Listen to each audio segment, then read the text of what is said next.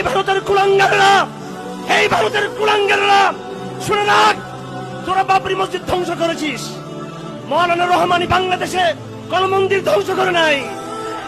হে মুদির গুন্ডারা, আরএসএস এর গুন্ডারা ভারতের, শুনে রাখ, তোদের মন্ত্রীরা, তোদের পুলিশ বাহিনী, তোদের দলের গুন্ডারা আমাদের মা বোনদেরকে দর্শন করেছে, জসিমউদ্দিন রহমানি কোন হিন্দু মেয়েকে দর্শন করেনি।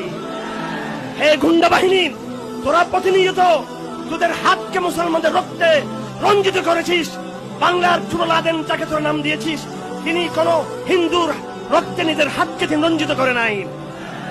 থেমে যাও।